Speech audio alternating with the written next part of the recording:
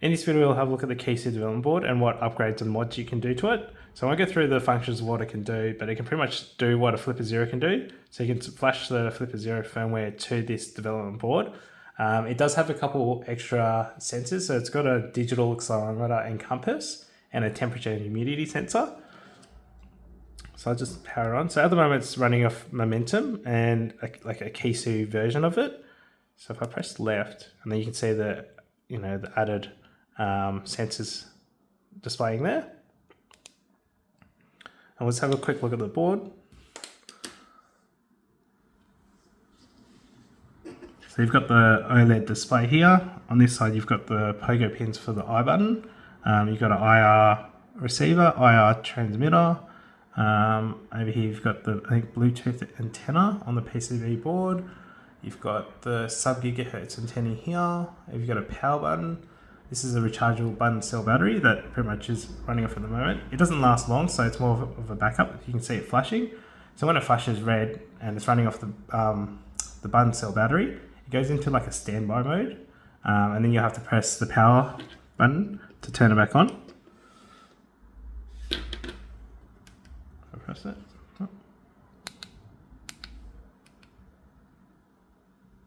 On the back, it's got the RFID NFC antenna. And I'll just do a quick demonstration of it working. So if we might plug it in as well, because it won't last very long. And then we might go into just RFID, read.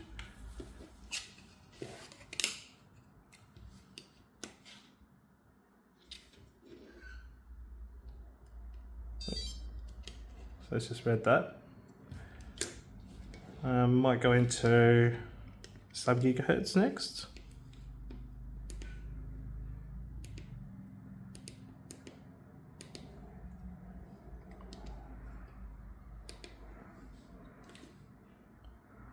And then I've got just a little remote.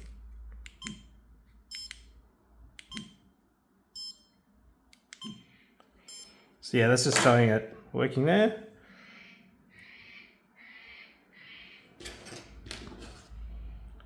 Size comparison. So this is a Flipper Zero. Yeah, it's just really tiny. It's thin. So it's pretty much the same size as a card, a little bit thicker on the battery section. But yeah, it's the same size as a card. So this is a standard card. And it's same shape, a little bit thicker with the battery. And this is just a comparison between card pewter. Yeah, I guess the main reason that it's so slim is they've been able to get it onto one PCB board, but yeah, the battery is just running off the button cell, or you're going to have to power it through USB-C.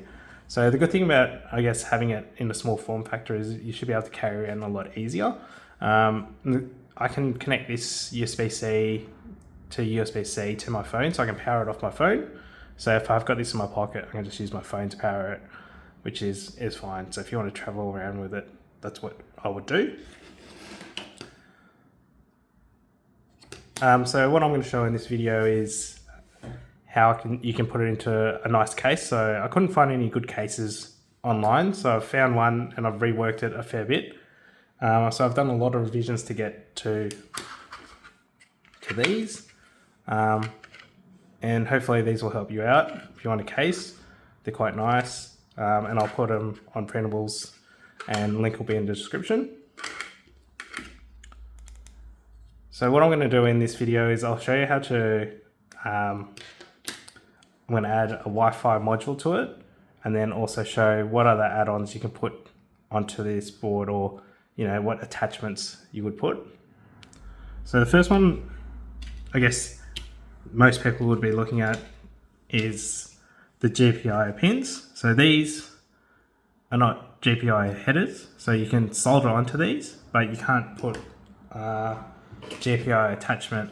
So if you have a sub-gigahertz antenna, you can't really put that in there and expect it to work, because it's not going to fit. So what they I guess what is recommended is you get some female headers. So these are just some 90-degree female header, and then you can put it onto the back of it. So you can either put it onto the back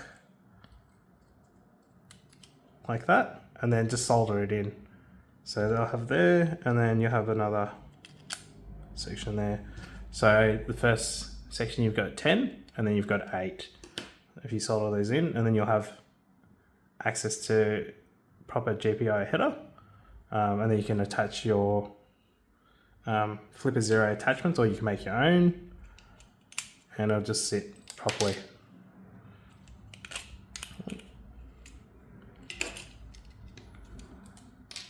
And then they've also got a spot here if you want to solder on your own SMA connector. So let's get an SMA connector.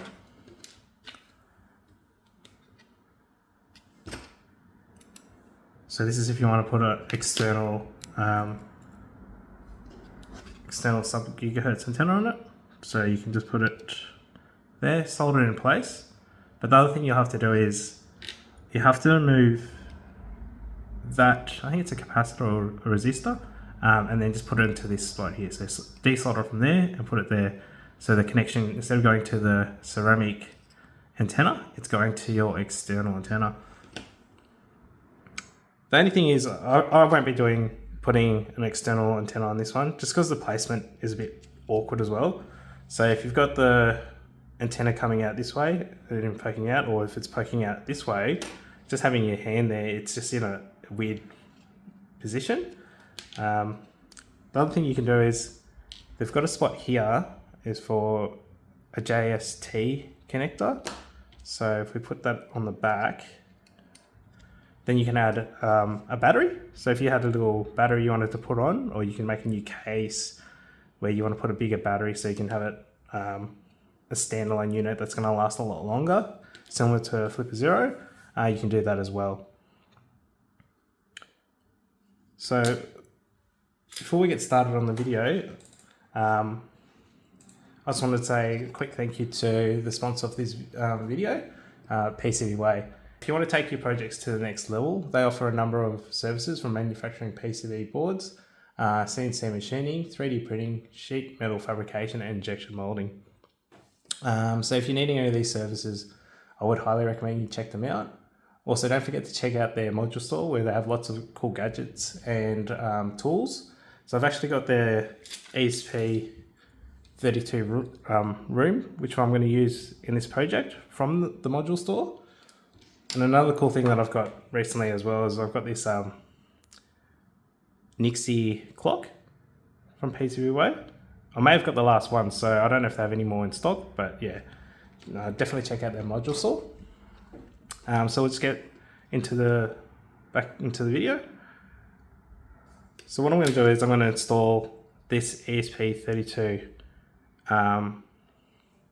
as a Wi-Fi module for it. The issue I had was when I was trying to flash this with the Kiisu, it wasn't working. So I actually have to use my Flipper Zero to flash the ESP32. So I'll just show how I wired it up first.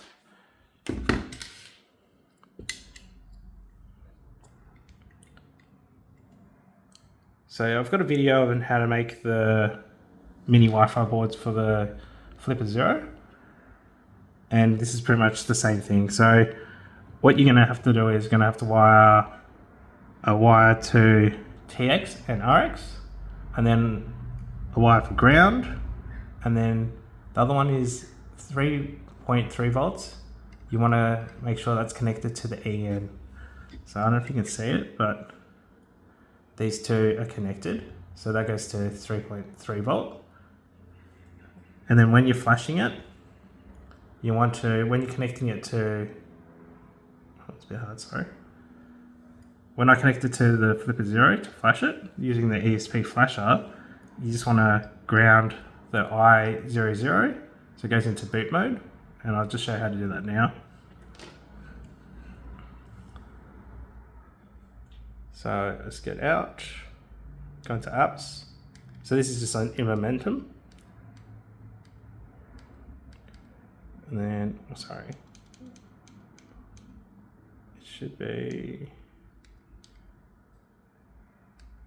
GPIO, ESP flasher, quick flash, room, and then, so this is a bit the tricky part.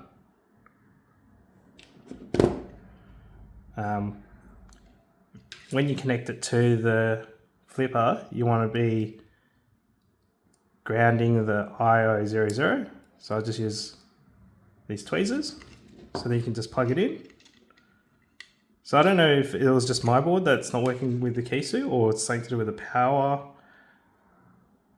So yeah, so at the moment I'm just flashing it with the flipper 0.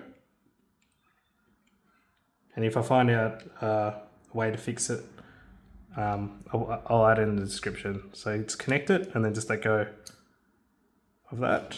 And hopefully it goes into the boot mode and you can see it's flashing. So this will take a little while to flash.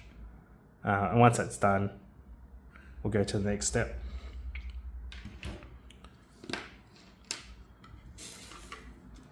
So yeah, I've made a couple different versions of the board, the case, sorry. So this is just a standard, so no additional outputs or, no GPIO header, no switch, and no Wi-Fi. So this is just a standard if you just want to run the Kiisu board by itself. As you see, it's been flashed, so I can just take that out now.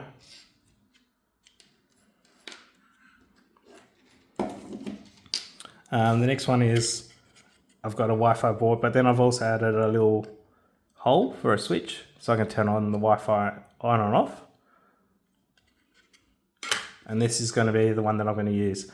So with the headers, instead of using these 90-degree ones, I'm going to use a low profile header, which I haven't received yet. So they're 5mm high. So the plastic is only 5mm high.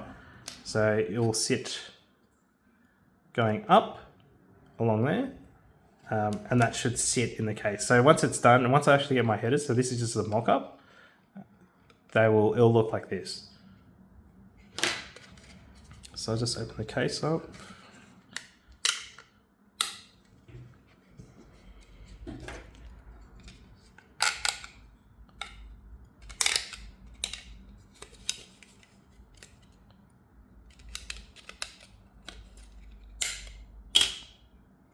But yeah, you can see I've got the switch there, ready for it.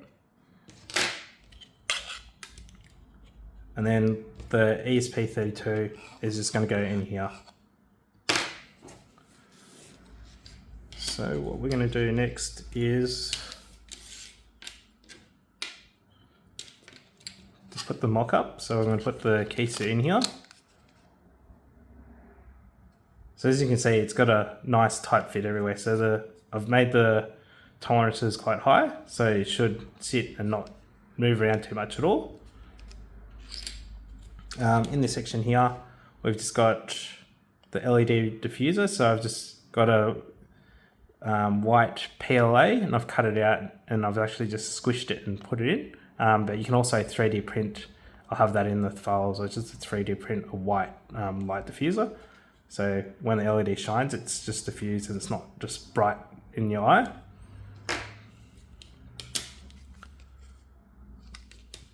So we'll do a mock-up. So that's where that's going.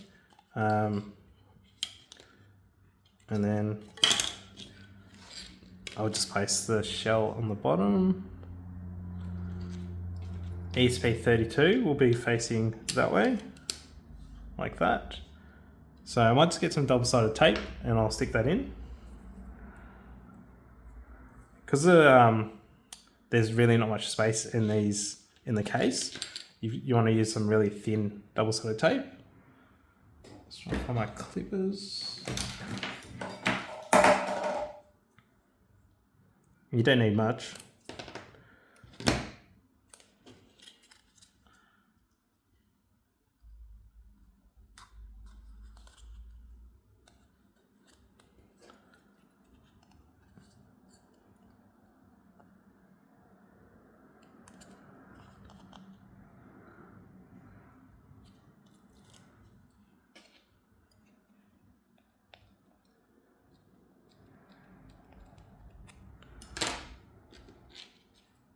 So I'll stick it, that way.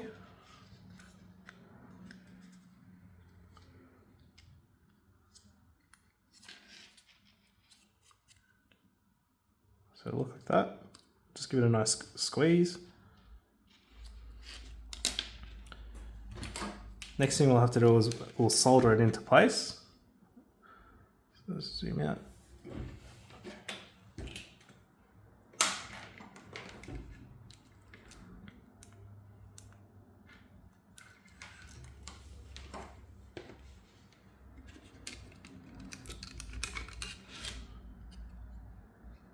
Just got to make sure we know where we're going to solder to.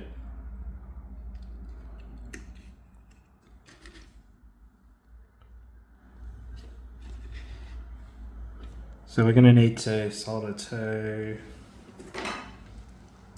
the 3.3 volts.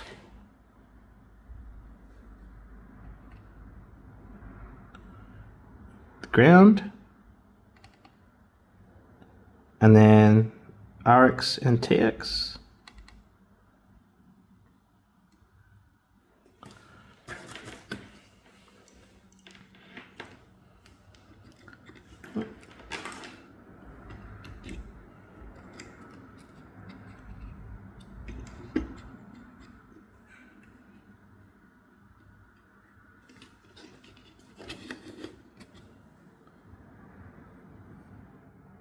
Zoom out a bit. And then we just want to cut the cable so it's not too long.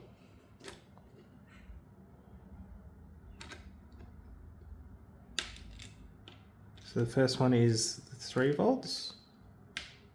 So I'll just snip, get rid of that.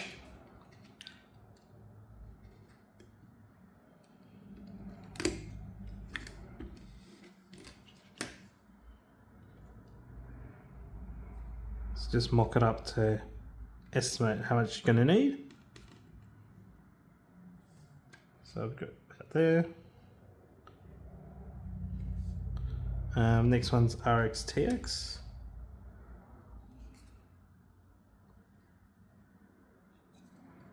I'm going to have to take this off again.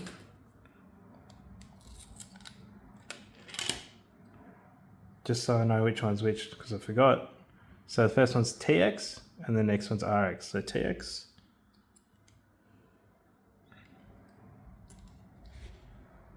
So green is TX, and that's got to go to the RX on the Kiisu. So RX is this one here.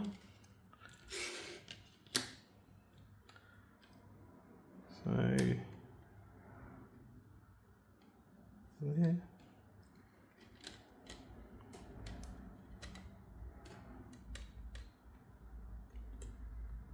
For the wire, I'm using 30AWG silicone wire. So really recommend getting some nice thin silicone wire. It's really easy to use. That.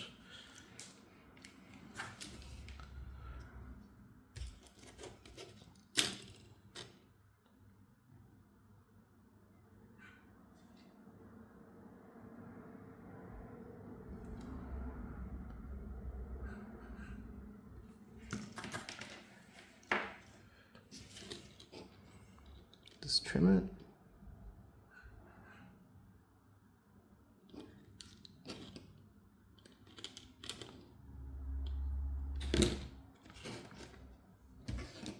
And I'll leave the negative for now.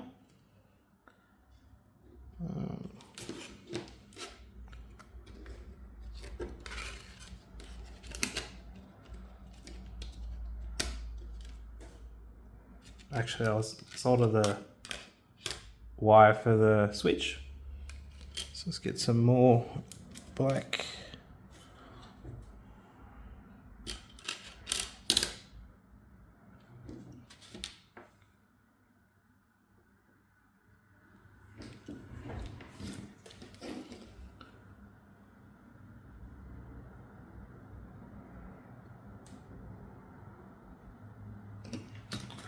So you could probably run it without a switch if you like, but yeah, I like to be able to turn it on and off.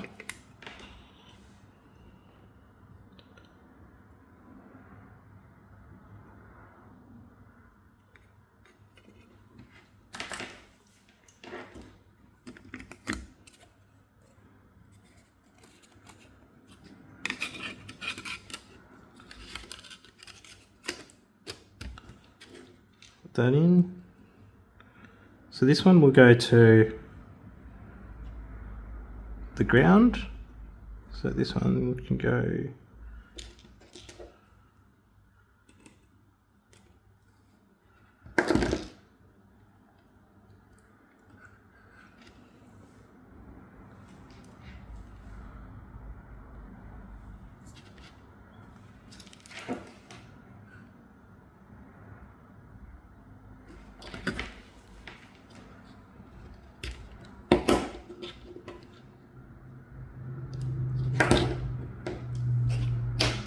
So I might just solder that one in first.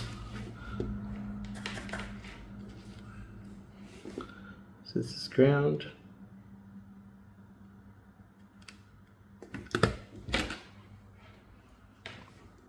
See, once I do get my header pins, I'll have to unsolder these and then put the header pins in first. And I'll have to try to put the wires below the header so that it all fits.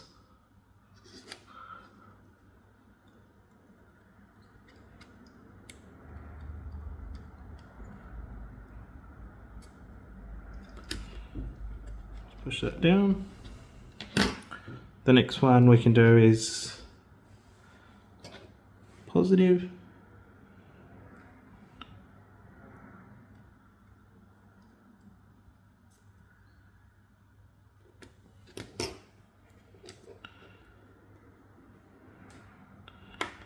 Push on that side. And then we've got RX.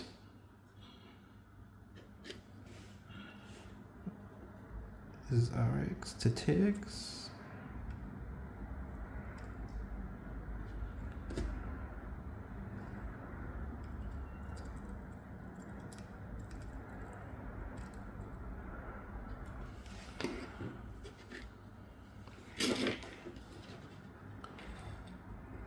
So you can see that.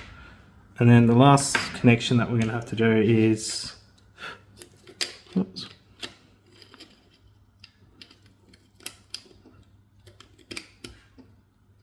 Let's push that in now. And just put the ground to the switch. So if you're not doing this, you can just go from the negative straight to the negative on the Kiisu.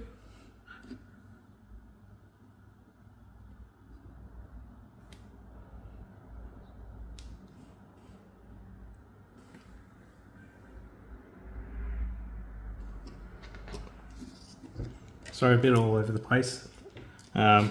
Because it's the first time doing this. But yeah, hopefully you get the general idea of how to wire it up. And then this is just going to go to the switch.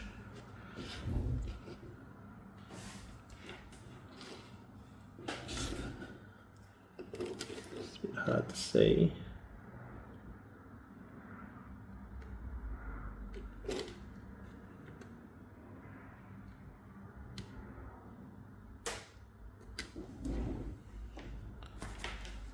And hopefully it all works. So I might plug it in, just give it a quick test.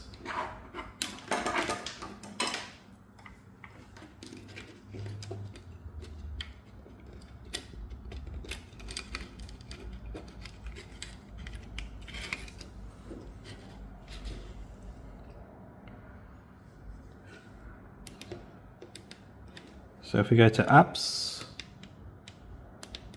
GPIO, ESP, and it's flash with my router.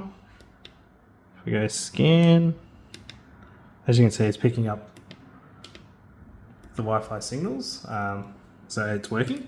So let's disconnect it, and then we can package it all up. So push the ESP32 down.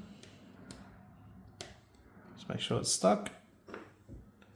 And I might just get some tape as well, just to be safe. Get some tape.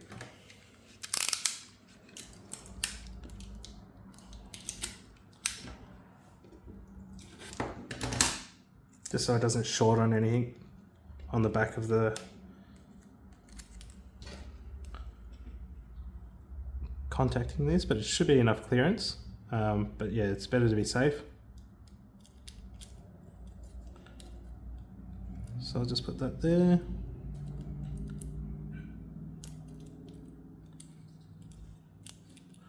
But yeah, I'll clean this all up when I'm putting the low profile headers in. So this is just a quick demonstration of what I would do. The next step is we're just going to close it all up. So we've got some buttons to go in here as well. So the buttons just go on this side. Oops.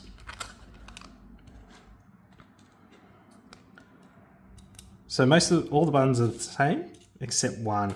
So one of them you'll see that there's it'll be like a half, this one here.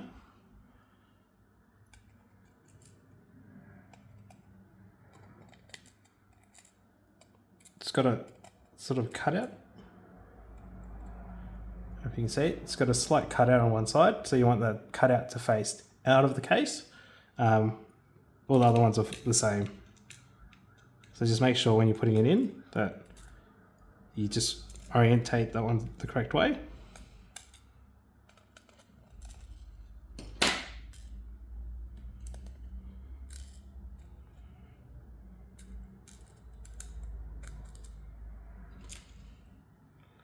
Oops.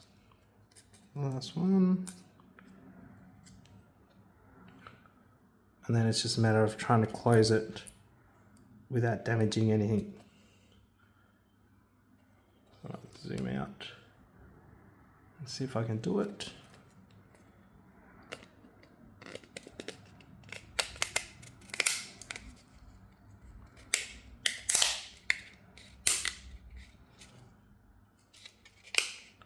So it just all clicks together and looks okay. So if I press the on, works. I might just plug it in. So you can see the with the light diffuser, it looks quite nice. Once I've got the low profile headers, I should be able to just connect modules into it. So this one here. So it should sit nice as well. So I can have a module that connects like that. And I've also got the added function of having the Wi-Fi now. So if we go to GPIO, ESP, just double check that it's working.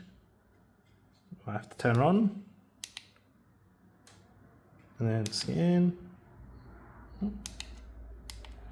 Doesn't seem to be working.